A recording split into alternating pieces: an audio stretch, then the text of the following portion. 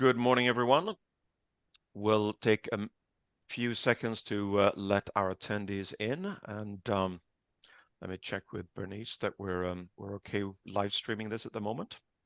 Excellent. So we're ready to go. Right. Warm welcome, everyone, to this MedTech Innovator Asia Pacific information session. Whether you're watching us live or whether you are watching this on demand, great to have you here. My name is Frederick Nyberg. I'm the Managing Director for MedTech Innovator based here in Singapore. Joining me from the MedTech Innovator team is Bernice Tan and Glenn Lim. And I'll introduce our other speakers here in just a moment. This info session is for startups in medical devices, medtech, health tech, digital health, or in vitro diagnostics that are considering applying to the 2024 Asia Pacific program. We'll talk about that program in some detail, what it entails, what you can expect, what some of the benefits are. We'll also speak to the founder and CEO of one of this year's cohort companies and one of our 4 finalists, Dr. Kevin Koh at Vivo Surgical. So he'll join us in a short while. And for those of you joining the webinar live, you are welcome to queue up your questions. You'll see the Q&A function at the bottom of your screen. So please use that to ask your questions, and we'll get to those in just a moment. So I'm sharing my screen at the moment, and I will introduce our partner APACMed here in just a bit, and we'll have Gabriel Sim speak to us. Gabriel is the Director Strategic Partnerships at APACMed. And the partnership with APACMed actually goes back all the way to 2019. So here to tell us a little bit more about what APACMed is all about, I'll hand over to Gabriel, please. Thank you very much, Frederick, and good morning, everyone. Delighted to join all of you for today's MedTech Innovator Asia Pacific information session. As Frederick mentioned, my name is Gabriel, and I'm the Strategic Partnership Director at APACMed. So a really brief introduction. APACMed is a non-profit medical technology association. We represent 350 companies operating in the medical device, diagnostics, and digital health space. This year, 2024, marked an exciting year for us as we celebrate the 10th anniversary of APACMed and the medtech industry as a whole. I'll share 4 things. The first is that APACMed is a membership-based organization. Our founding members include the likes of Abbott, Baxter, GE Healthcare, J&J, Medtronic, Philips, Stryker, Zimmer, for example. But we do not just represent the big companies, we also represent the smaller companies. In fact, more than 50% of our members are startups from across the region. We also have some from US, Europe, and Israel as well. So the second thing that I want to share is that we have a growing number of startups that are part of our membership base, as I've mentioned. And typically what we do for our startups are that we support them by giving them access to resources like our regulatory intelligence bulletin. We connect them to stakeholders in our ecosystem, whether it is our corporate members or if they are looking at raising funds. We try to connect them with VCs in our community or even to our health system where applicable, and also engaging startups via our events and activities. So that's the second thing. The third thing that I would say is that as an association, we lead efforts to advance medical technologies in order to raise the standard of care for patients. So just to give you an example, we have initiated a Thai FDA, Singapore HSA. HSA is the Health Sciences Authority of Singapore, so we initiated this program called the Thai FDA HSA Regulatory Reliance, which is an expedited medical device registration program. So Thai FDA has recognized the HSA as a reference agency in this program. The Thai FDA will then assess the performance and safety of medical device in cooperation with HSA evaluation report. So this is just to give you an example of some of the work that we do in the industry. And last but not least, right, as I mentioned, we are celebrating our 10th anniversary, and we will also be witnessing the 10th edition of our flagship event, which is Asia Pacific MedTech Forum 2024, taking place in Singapore on the 5th and 6th of September. And this is an important platform also for MedTech Innovator 2024 cohort, because you get an opportunity to showcase a solution to the regional audience, and the finalists will also pitch to the audience at the event. Yeah, so those are the 4 things that I would like to share about APACMed, and we're excited to continue our collaboration and partnership with MedTech Innovator Asia Pacific. Over to you, Frederick. Terrific. Thank you so much, Gabriel, for that. Very exciting partnership with APACMed. We'll talk more about the MedTech Forum and how that fits into our 2024 MedTech Innovator Program. We'll get to our chat with Kevin here in just a few minutes. Let me just take a short while to tell you a little bit more about MedTech Innovator for those of you who may not be familiar with who we are and what we expect the program will look like in 2024. So we are the world's largest accelerator for traditional medical devices, digital health, and in vitro diagnostics. We are a non-profit organization headquartered in Los Angeles, just off the UCLA campus. And we are entirely industry-led. So you see some of the logos here at the bottom of the screen. These are some of our corporate partners over the years with the Asia Pacific initiative. It is really with these corporate partners that we're able to access reviewers and mentors and senior executives within their organizations from across the globe that provide support and assistance to the companies that are in the accelerator. The photograph here was taken just a month ago at the APACMed MedTech Forum here in Singapore, and you can see the winners up on stage with some of our corporate partners, including, of course, Kevin, who you'll hear from in just a few minutes.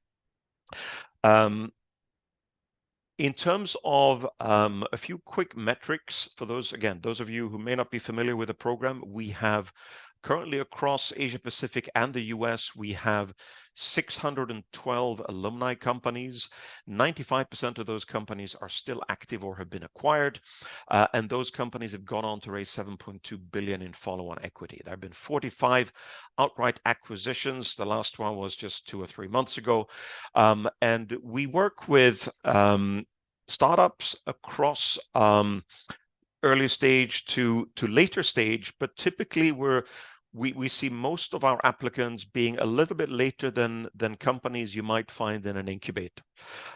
So incubator or immediate university spin-offs that may not necessarily have set up a legal entity yet might be a little bit too early for our program. So just about 1/3 of the companies that are in our program are in fact already generating revenue. But we have plenty of companies that are at seed stage and pre-Series A, right up to Series B and C. Some of the companies that may have already raised $20–30 million, typically they will join the MedTech Innovator Program for the network, for the access to the strategics, especially if they're based, let's say, in China or in Korea or Japan. They may have good traction locally in the domestic market, but need help to scale globally. And that's one of the reasons they join our program. Now, we have globally well over 500 reviewers, judges, and mentors. We just celebrated our 10th anniversary last year. We're now in our 11th year. And the accelerator is a 4-month program, but it is virtual. So there's no need for startups to relocate for the accelerator program. And at the end of the program, we'll give away up to $300,000 in cash, non-dilutive cash, and other program awards. So this is what the program looks like. We are now at the stage where we are open for applicants. As you'll hear later, the hard deadline for that is the 31st of January. So we expect between 400 to 500 applications, usually get that annually. It goes up slightly year on year. Out of those 400 or 500 applicants, we will then typically select between 50 to 60 companies to pitch, either to pitch in person, live, or to pitch virtually on our online pitch platform. And out of the 50, 60 companies, we will then work with our corporate partners to select the 20 best companies that will go on to the 4-month accelerator. At the end of that, we will select typically 4 or 5 finalists that will compete for the grand prize, and one company will walk away with $175,000, completely non-dilutive. We do not take equity in the companies that participate. We do not charge a participation fee. So really, there's no downside for startups to apply to the program, other than obviously it takes a little while to fill in the online application. These are some of the dates in 2024. So as I mentioned, we are now in the application submission phase, and that will go on until the end of this month. January and February will then be is the time when we work with our corporate reviewers as well as our VC partners and others to evaluate and score those applications online. March is, by end of February, early March, we will identify the companies and they will get invited to present. And that will happen during March, April, and early May. By mid of May, we will have had our selection call with our partners, with our corporate partners and our sponsors, and we will have identified the 20 companies that go onto the accelerator. So that will kick off in June. And it will kick off with the MedTech Innovator Summit, which is an in-person event in San Francisco that will take place on the 12th and 13th of June. So if you do get selected to pitch in March, April, May, you want to block those dates, because if you finally get selected to the accelerator, we hope that you can join us in San Francisco for that event. I'll talk a bit more about that in just a minute. But that effectively marks the kickoff of the accelerator program, which will then run July through to October. And what that entails exactly, we'll talk about that as well. With the wrap up of that in October, we will have the corporate mentoring as well as the weekly webinars for our participating companies, as well as all the networking activities wrapped up. Now, as Gabriel mentioned earlier, the Asia Pacific MedTech Forum is when we will run the grand finals, and they will take place a little bit earlier than usual this year. They will happen on the 5th and 6th of September. Because of the early dates, we will continue to run the accelerator beyond that date this year. But that is the time where we will host the showcase for all 20 companies and run the grand finals as well. This is a photo that was taken back in June of 2023. The MedTech Innovator Summit has actually been going on for a number of years, but it was initially focused solely on supporting our US cohort and European cohort companies. In 2023, we invited our Asia Pacific cohort company to join, and we will continue that in 2024. So this is an opportunity to meet not only your cohort accelerator peers from Asia Pacific, but if you're selected to the accelerator, you will also have a chance to meet your peers in the US program. You will also have an opportunity to meet alumni. So we're inviting all of our alumni. So Kevin, I know you were not there in June 2023, but all of our alumni companies have a standing invitation to join us for this. So if you're able to join us in San Francisco in 24, you are more than welcome to be there. So this is also an opportunity to meet with our corporate partners and meet with a strategic. So it's 2 days of just MedTech Innovator ecosystem meeting. Essentially, it's an invite-only affair, and that's followed by 1 day downtown San Francisco, where we will have all of our cohort companies presenting to US investors at the Wilson Sonsini Medical Device Conference. So do mark your calendars for that. Very quickly, the accelerator, what that entails, and we'll hear more from Kevin about that in a moment. 2 key components. One is our educational curriculum, where we run tailored webinars with expert speakers. Corporate mentorship is a key component of our accelerator as well. And in addition to those key elements, we provide resources, funding obviously in terms of the awards, access to pitch books, access to our network and community, as well as, of course, recognition and visibility. Kevin can talk about that in a moment. I believe he, being one of the 4 finalists, his final presentation and pitch was in front of at least 800 people, I think, at the APACMed forum just a month ago. And as I mentioned here, as you'll see here in the lower right-hand corner, we do not take any equity or participation fee. We do not really mind where you are based geographically. We're really looking for the best innovations in medtech and looking to help those companies bring those innovations to market.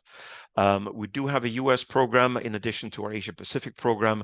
And if you are geographically based, headquartered in Asia Pacific, and or if you are based somewhere else and are working on, let's say, an Asian prevalent disease, or Asia Pacific is a market of strategic priority for you, you should apply to the Asia Pacific program.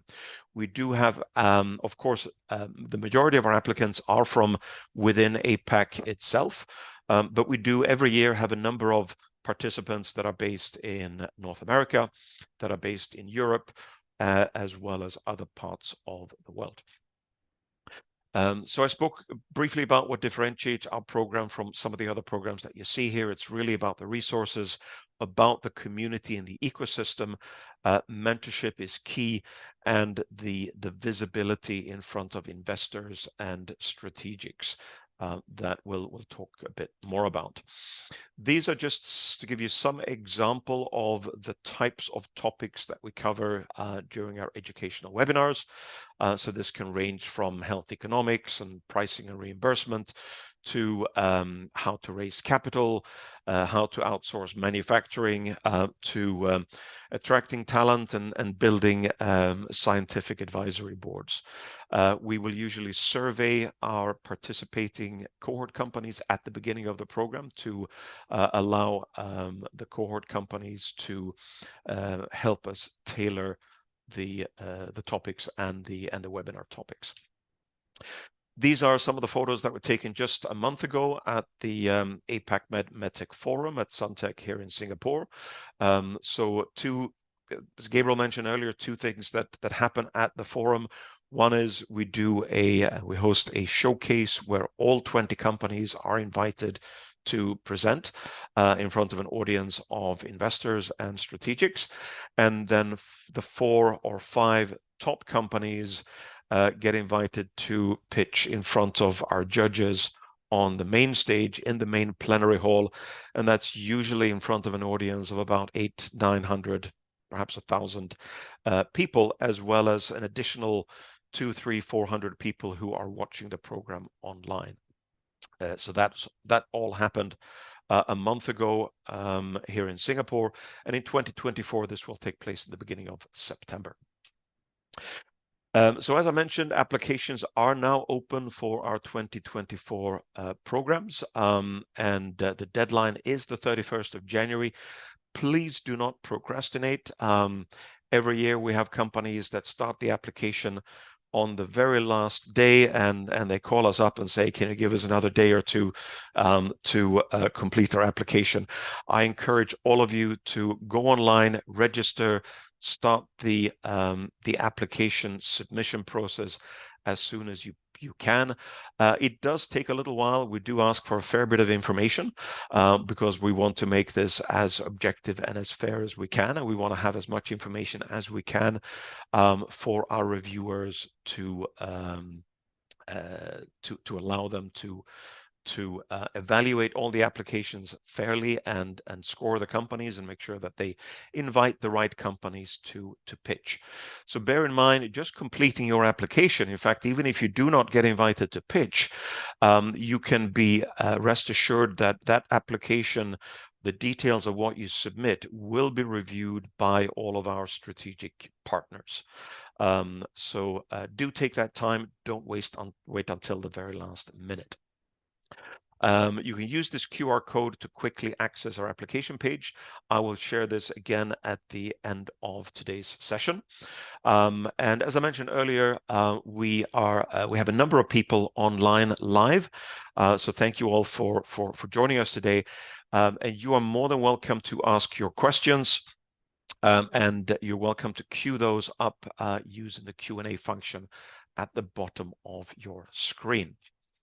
With that, I will welcome once again Dr. Kevin Koh, founder and CEO at Vivo Surgical. Good morning, Kevin. Great to have you join us. Good morning, Fred. Thanks for having me, and really great to join this info session today. Thanks. Terrific. I think it's really helpful for many of the prospective applicants that are online, that are watching this info session, to hear from one of our alumni companies of what your experience was like. So I'll come to some of those questions in a minute. Maybe first of all, tell us a bit about your company. What is it that you do? A bit of your background as well, and then we'll dive into your engagement in the MTI program last year. Sounds good. Thank you. Well, Vivo Surgical is a surgical technology company founded in 2018. We are building a endoscope robot for endoluminal surgeries. So this is a piece of equipment that's about 5 years in the making now, and we're quite excited to be bringing it to first-in-human trials in about a year's time from today. So really exciting. My background, well, I did a PhD in endoscopy, more on the diagnostics part of endoscopy, but really just endoscopy as a whole, concentrating on the colorectal space. So the robot also has a focus on lower GI surgeries, and it is an exciting time to be in this space now, I have to say.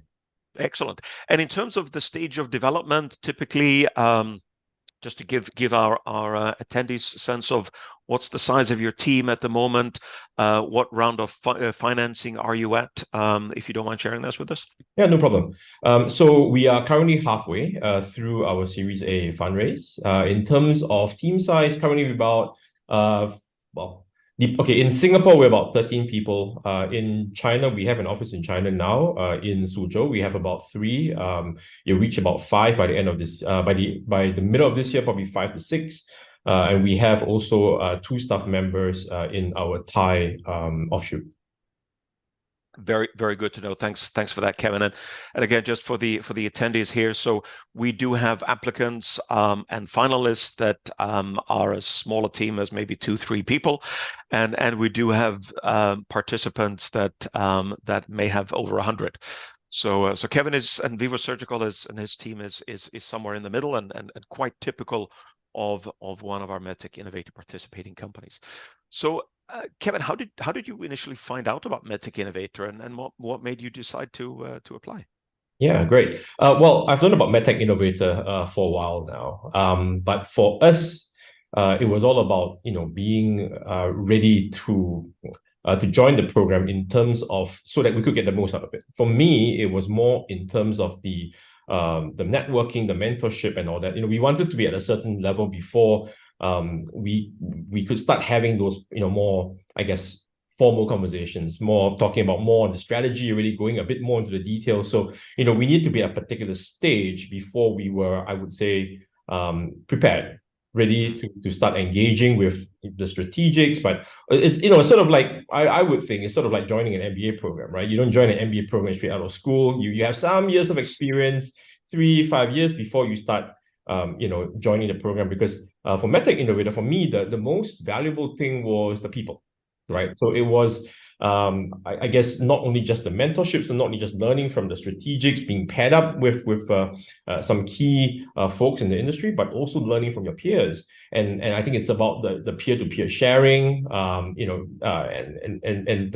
it was a tough year last year, so the struggles, but at the same time also, what you've the positive things you've taken back home. I think that was all very, very valuable, very useful for us. So that's one of the key reasons also. Excellent. And going back to the time when you initially pitched before you were selected to the accelerator, I believe, if I'm not mistaken, you pitched in person at our Singapore in-person pitch event last year. What was that experience like? And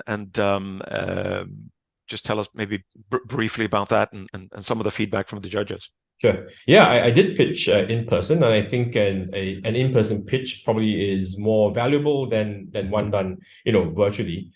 Simply because you can actually meet the people there, and the most interesting conversations actually don't take place till before and after your pitch. So being there in person, I think it's really important, because it's where you get to already start chatting with people who may potentially be your mentors, or who may potentially be your peers, who will be going through the program with you.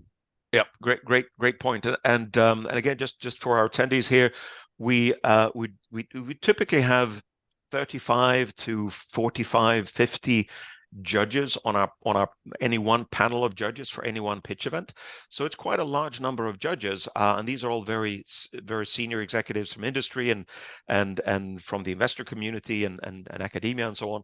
And we do encourage all of them to provide their scoring and their feedback both qualitatively and quantitatively online, and we typically capture that and encourage them to provide anonymized feedback that goes back to the companies that pitch. So whether or not you're selected to move on to the accelerator, if you're invited to pitch, you are likely to get written feedback summarized in an email from the judges that listen to your pitch. So let's talk, Kevin, a bit about the accelerator program then, and you spoke about the mentorship and we've spoken about the educational webinars as well. Maybe tell us a little bit about your experience there and what you found particularly valuable. Yeah, sure. Thank you. Well, for us, it was first and foremost, it was the mentorship. So I think when we joined MedTech Innovator APAC, one of our main goals, and I'm glad we achieved that, was to be paired up with one of the strategics or one of the mentors that had a very firm technical grounding and that could actually guide us in the development of our surgical robot. So we found that, and we're very fortunate to have found that in Cambridge consultants who were one of our mentors for the program. We had very regular weekly calls with them. It was extremely helpful because at that point we were building a very important, I guess, generation of our prototype. And so that help and that assistance was paramount to really getting there. I'm grateful that they didn't hold back. It was they really just helped and they gave as much as they could, which was fantastic. And on the other hand, also we had another mentor, very lucky to have two, in the form of J&J. So working with J&J on just positioning us commercially for the US market, but also looking at China, because given China being the main market for the robot, also I wanted to see how we have this sort of dual prong commercial strategy, and that mentorship helped a lot. That's useful, Kevin. Thanks. So typically, what we try to do is ensure that we find mentors that are particularly relevant to any of our participating companies in the accelerator. Everyone is guaranteed to have at least one mentor. In the case of Vivo Surgical, you were fortunate to have two. Occasionally, we have companies that have three mentors. That happens as well. But the key is to ensure that we do have mentors that are relevant and provide some strategic value to the participating companies. And in terms of interaction, Kevin mentioned it here, you had maybe weekly calls with one of your mentors and maybe not so frequent calls with the other mentor. And that's fairly common. We typically encourage the mentors to check in with the mentee company with a 1-hour call every 2 to 3 weeks. If you're able to engage with them more often than that, that's great. And we provide mentorship coaching, both to our participating accelerator companies as well as to your mentors. Many of them are veteran mentors, and they've done mentorship for many years. Some are relatively new to mentorship, so we provide that mentorship coaching as well. Then, of course, we had the webinars. I don't know if you personally attended many of them, or members of your team attended those. Kevin, any thoughts in terms of topics and relevance and the caliber of speakers there? Yeah, so which also brings me to the point about being ready, right? So I think obviously if you are, I mean, not to say you can't apply at the C stage, but if you're a bit too early, some of the like stuff about reimbursement, you're probably not there yet. You're still trying to tinker on your product or your prototype. Stuff about maybe even I don't there were many topics that were really discussed. For us, it was helpful because I think we were at that stage where we're saying, right, we're building a reimbursement strategy. Let's have a look at that. And so a lot of the webinars I attended in person myself, and yeah, no, I think we were happy because we were right at the cusp of getting that sort of information implemented within our overall strategy. So terribly helpful for sure. Great. Now, Vivo Surgical was not at the MedTech Innovator Summit in June. It was the first time that we ran this. It was relatively short notice, and it was a little bit of an experiment to try to get our APAC cohort to San Francisco last year, to be fair. But we will give our cohort companies ample time and ample notice to plan travels and flights, and that then effectively marks the kickoff of the 2024 accelerator. Now, to close things off, of course, we then had the MedTech Forum here in Singapore with the showcase and the grand final. So, Kevin, tell us a little bit about that experience and there was both the showcase, then there was I think you may have attended the conference in the past, and then of course the four of you didn't win the grand prize, but you were up there on the main stage in the main plenary room, and you did win the Cambridge Consultants Design and Development Award, as well as, of course, the award that we give to all of our finalists. Tell us a bit about that experience, Kevin. Well, daunting but exciting, and in a way, I wanted to see how we could benchmark ourselves amongst the other finalists, the other three finalists. So very happy with how we did. I think for me, it was about more the engagement with the rest of the strategics, but also the investors. So, we did have a lot of investors come to us, actually, whilst we had a booth as well at MedTech at the forum.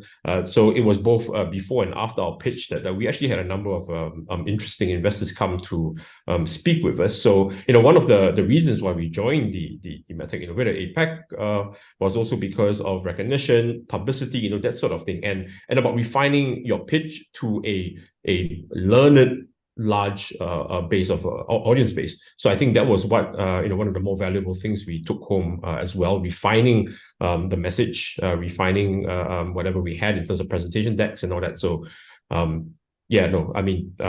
both exciting, but at the same time also very educational for us. Excellent. And you mentioned exhibition booth, and Gabriel, who you all met earlier on this webinar, is the key go-to person to talk about getting exhibition space for the MedTech Forum, and that's something that is entirely optional. There is a price tag to that, but APACMed gives a discounted rate to the MedTech Innovator cohort companies, so you do have the option of taking up that booth space in their startup zone as well. So that's something worth thinking about. There'll be plenty of information, of course, coming to our the selected cohort companies on that.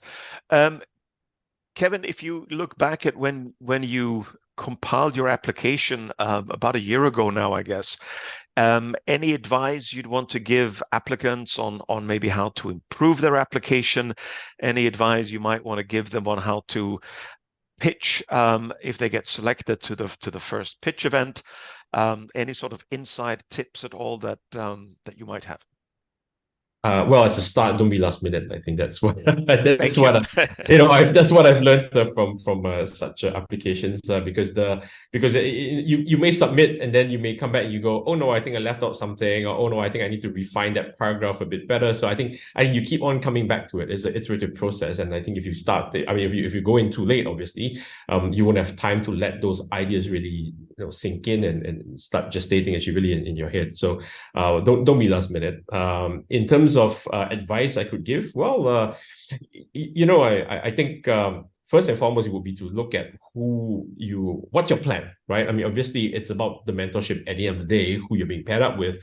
So it would be interesting to start looking around to see who the mentors would be for that year, I guess, and also then start positioning your pitch and your technology sort of to suit that company or that strategic, really. So that's how we did it, and I think it's stood us in good stead. Thanks for that, Kevin. Yeah, again, just to expand on the mentorship and how that works. We do have the benefit of joining the MedTech Innovator Program, of course, is the fact that we have an incredible footprint and network in North America. And when we find mentors for companies that are in our Asia Pacific program, those mentors need not be based here in the region. In fact, very often we will draw on experts and mentors that are based in the US. We had, I think, for our 20 companies in this year's cohort, we had no less than 30 mentors. And at least 10 or 12 of those were based in the US. And that included service providers, senior executives at some of our strategic partners, as well as investors and VCs out of the US. They were mentoring companies here in Asia Pacific as well. So the mentors, we try to go out of our way to find the best possible mentor for our cohort companies, again, irrespective of where they're based. So the mentors can join you from anywhere.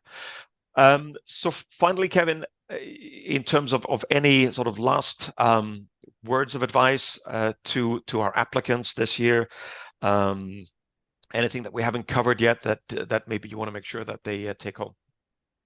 No, I think have fun. It is really I enjoyed the process immensely. The applications for the program may seem daunting at the beginning, but preparing for that really just helps to streamline your thinking, and you don't often, I guess, have a chance to really sit down and give such deep thinking in terms of future strategies, 3 years, 5 years, where you were, where you want to go, that sort of thing, and even really just applying for the program.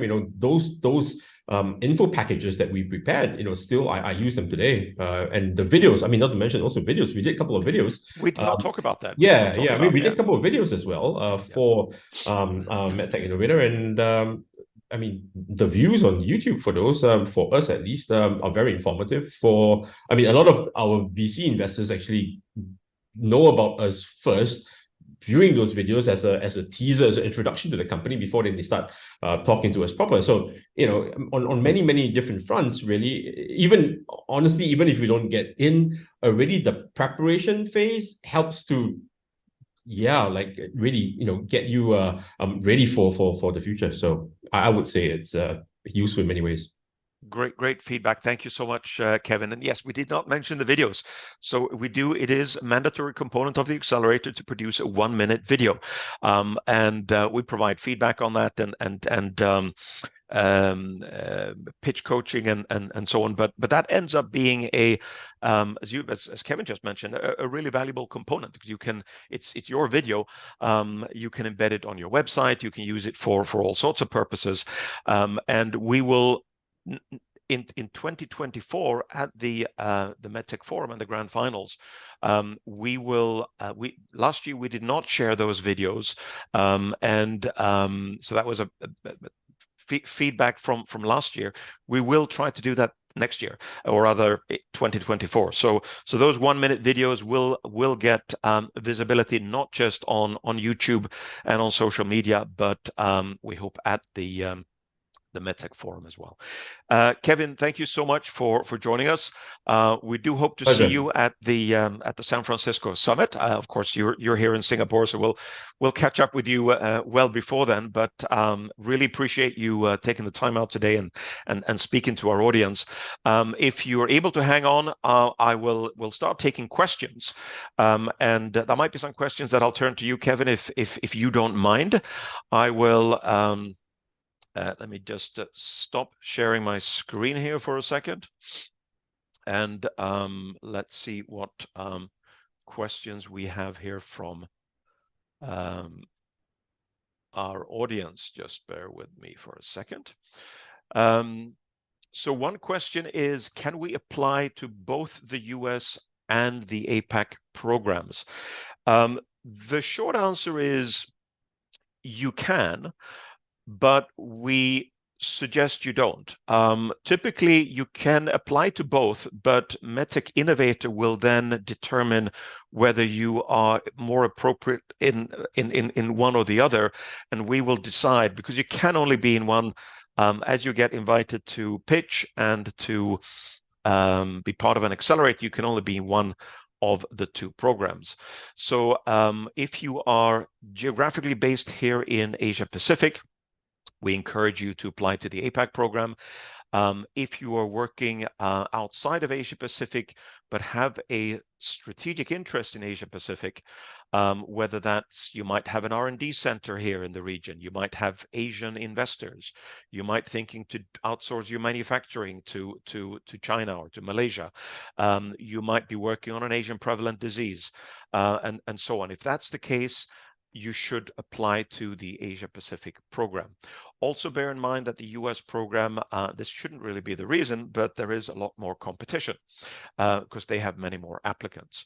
Ultimately, the decision is yours, but if you are based here in the region, we encourage you to apply to the APAC program. So I have another question here. Can a medtech startup that has already secured seed funding from VCs participate in the program?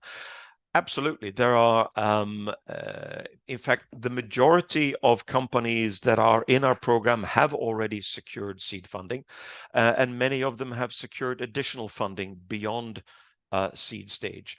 As I mentioned, the majority of our applicants are at pre-Series A or Series A, perhaps.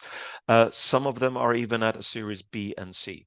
So if you have not secured any funding whatsoever, if you're a university spin-out and you have no money whatsoever and you have no one working for your project full-time, it's probably too early. We need to ensure that you have at least a legal entity, at least perhaps one or two people. They don't necessarily need to work full-time, and that at least you have a little bit of bootstrap financing, so that what we don't want is for a company to go bust and run out of money before the program ends, logically. So halfway through your mentorship, you completely run out of money. That's not a good thing for you. It's not a good thing for us. So we want to ensure that you do have at least enough funding in place to stay with us until the end of the program. Let's see. Any other questions? I have one question here that and this is one that we get fairly often. Do I need to sign an NDA? And again, the short answer to that is no. Not only do you not have to sign one, we do not want you to sign one, at least not initially. So when you typically when you pitch as a startup to a venture capital investor, an institutional investor, they will never sign an NDA. We take the same approach. We cannot sign NDAs with each individual applicant. So when you get invited to pitch, we ask you not to present anything that is entirely confidential, because our judges will not sign an NDA before the pitch event, and you should not, at that stage, you should not sign one either. Now, as you get invited in to join the accelerator, Signing an NDA with your mentor is optional. It's not necessary, and in many cases, you do not need to sign an NDA with your mentor. But in some cases, if you're going to have a very technical discussion, it may not be a bad thing. Let me turn to Kevin and check. Did you sign an NDA with either or both of your mentors during the mentorship? We signed with one of them because we were discussing beyond obviously what we wanted to do. Yeah. So I thought it made sense, and they found that it made sense too. So the NDA was really not for the purposes of the program, but it was more for discussion of future work, basically. That will obviously encompass the work that will be done for the program, but of course beyond. Makes sense. If you want to have an in-depth technical conversation with your mentor, at that point, it probably makes sense. Otherwise, we discourage you from signing NDAs. We do not want you to submit anything in your application that is strictly confidential. So do not mark your pitch deck strictly confidential. They will get rejected. Bernice, any other questions? Let me just see here. We do have a few other. Let me just take these first in our Q&A. If the startup company has not yet started earning revenue and is in the incubation stage, can it still apply for the program? Absolutely. The majority of startup companies that apply to the program are not earning revenue. As I mentioned earlier, only 1 in 3 companies typically have some sort of revenue, and the vast majority do not. The majority of companies that apply typically have, I think on average, about 18 months to commercialization. Many applicants don't even have their regulatory approvals in place, and that's fine. We'll talk about regulatory strategy as one of the topics during our educational webinars, and whether it makes sense for you to go for, let's say, a US 510K before you apply to an NMPA in China. We'll have those kinds of conversations. How can a US FDA approval help you get regulatory approval and fast-track regulatory approval in APAC? So even if you do not have regulatory approvals, you are more than welcome to join. Quick question I'm reading here as well from one of our attendees: are paid pilots considered revenue? Good question. Generally, they're not. Pilots are pilots. But when you start to have regular streams of revenue from mass-produced items, then of course that's a more common way of defining revenue. But at the end of the day, it doesn't really matter whether we call the paid pilot revenue or not. If you have a paid pilot, great. You are more than welcome to apply to the program. If you do not have a paid pilot, if you're beyond paid pilots and you have regular revenue, no problem. You're welcome to apply to the program as well. So that should not stop you. Moving on to other questions here. Does the program selection process look for any preferred features or parameters of the applicant companies? Now, that's a good question, and we did not actually talk about that in detail. I'll just very briefly share my screen, and let me just see if I can. We do have a number of evaluation metrics that we do look at. And when I say we, I don't really mean the MedTech Innovator team. I mean our 500 or so reviewers. When your applications come in, they will get reviewed straight away. So we do not wait until the 31st of January to review applications that have come in. So that's another benefit of trying to get your application in as quickly as possible, because you will then increase your chances of getting visibility and getting review by more reviewers. We evaluate each company across the dimensions of value, execution, and momentum. We look at things like value proposition. We look at IP, competitive advantage, your business model. On the execution side, we look at your team. We look at milestones you may have accomplished. We look at regulatory pathways. On momentum, we look at what development stage you're at, your operational readiness, customer validation, if you already have some of that, any partnerships or hospital pilots that you may have. We'll look at all of this, and we have built this into our online evaluation platform that is used by the judges and by the reviewers as they review your application initially, and as the judges review pitches. So it is a fairly structured approach that we take with our reviewers and our judges to evaluate the companies, and we want to try to have them. We want them to be as objective as they possibly can in conducting that review. Great question. Let me see if we have Bernice, any questions that you might have? Yeah, we have some questions on the webinar chat. Maybe you can Yeah.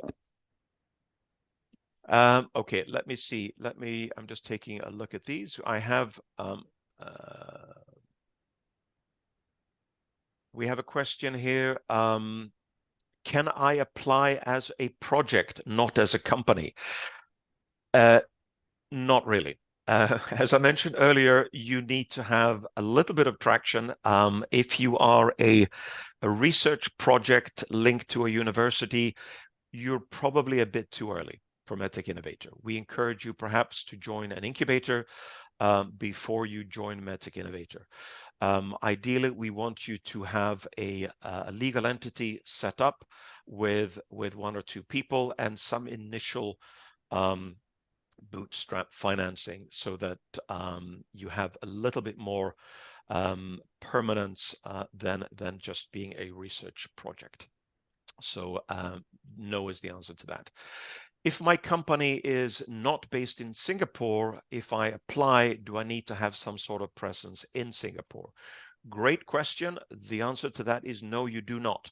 MedTech Innovator happens to be we have our Asia Pacific headquarters in Singapore, but this is not a Singapore program. As I mentioned earlier, we are led by our industry partners. They are the ones that select the best innovations that they come across amongst our applicants. And if you are based in Indonesia or in Taiwan or in New Zealand or Sri Lanka, does not matter. You can be based outside of Asia Pacific as well.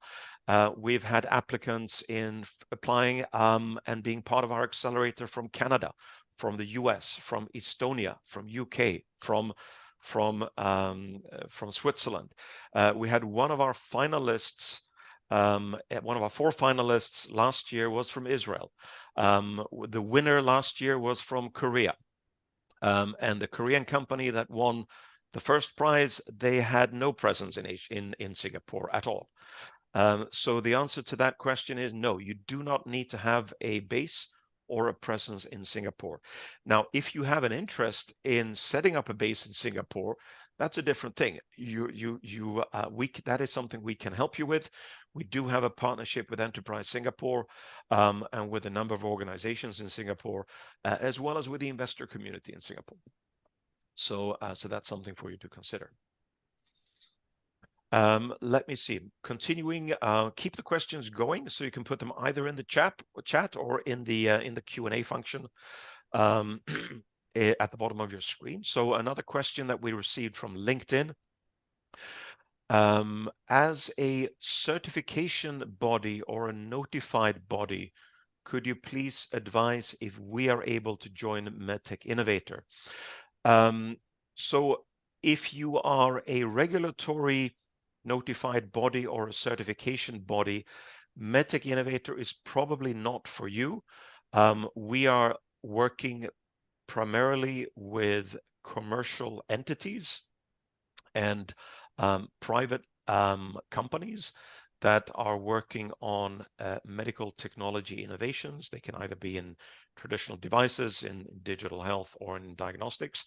But if you are a certification body, you are welcome to participate in some of the events and join some of the webinars or speaker opportunities that we offer.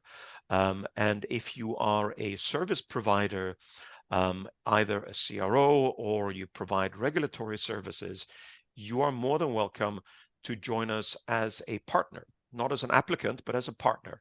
So contact me separately and reach out to us separately on that. We have a number of strategics, global multinational manufacturers that are our partners, and we have a number of service providers in areas such as regulatory affairs, clinical trial development, consulting, and so on, that join us. And as Kevin mentioned earlier, he was mentored by Cambridge Consultants, which is obviously a service provider with in-depth knowledge in the area of R&D design and product development. So you would not need to apply to the program because you would not be considered as an applicant, but you could potentially participate in some of the webinars and some of the other activities that we organize. If you're another question here from our audience, if your product is version 1 and it's ready for commercialization, can you still apply? Yeah, so basically it does not matter what the stage is of your company. If you have a working prototype, you are welcome to apply. If you have a near ready product that is undergoing hospital pilots, you are welcome to apply. If you've frozen your design and you are already on the market and have started your commercialization, you are also welcome to apply.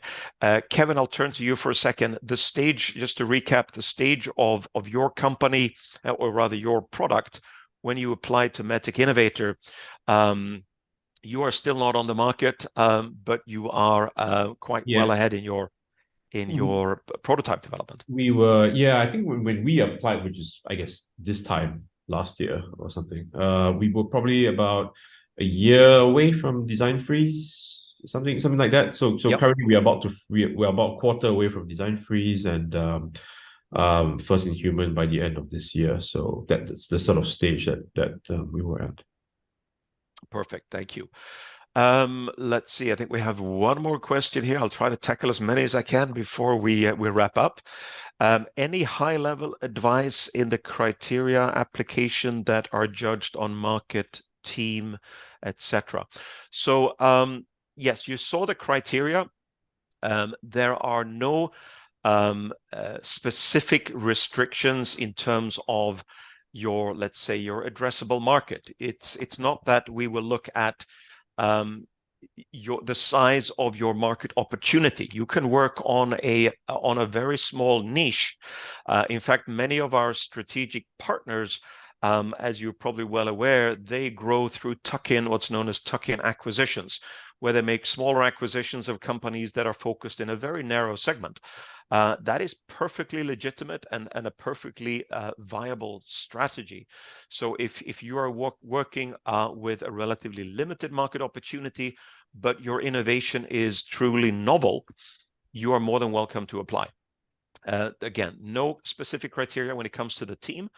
The team can be a clinician founder, it can be an engineer, it can be someone with an MBA, it can be a combination of any of those. We've had lawyers start companies and apply. Again, we will not look at that. We will look at your overall team, and if you have complementary capabilities in that team, that's a positive. We may, if you have an advisory team, that's great. We will look at that as well. If you have advisors in that team that we believe will support your strategy and your innovation, that's great. That's certainly a plus point, but it's by no means mandatory. We do have smaller companies, earlier stage companies that do not yet have scientific advisory boards. That's fine. Let's see, I can probably take one more question here before we wrap up. I would like to watch this webinar again. Will it be available? Absolutely. We will have this webinar as well as other info sessions available on demand. If you go to the MedTech Innovator YouTube channel, you will find this info session in the full recording and you can go back and replay any part of this and take a look at my slides, hear Kevin speak over and over again, and replay any part of that you need to. Great question. All of these sessions will be recorded and they are on our YouTube channel. Now, I should also say that we do not, and let me just share this one last time. If your question has not been addressed, there is an email address on the screen. You can simply go to hello@medtechinnovator.asia or hello@medtechinnovator.org, and we will address your question. So if you're still not sure about something and we have not had the opportunity to answer your question during this 1 hour, feel free to email us and we will get to you directly and provide you guidance and feedback on your application. With that, we've come to the top of the hour. Again, Kevin, big thank you for joining us. Great to have you on the panel. Pleasure. Thanks, have you joined the webinar today. And for people here who've dialed in, thank you all for joining us. You are likely to see more of Kevin. His company is doing great things, and we hope to see him at our events here in Singapore, as well as our MedTech Innovator Summit in San Francisco in June. Big thank you to Gabriel and to the APACMed team for being part of this.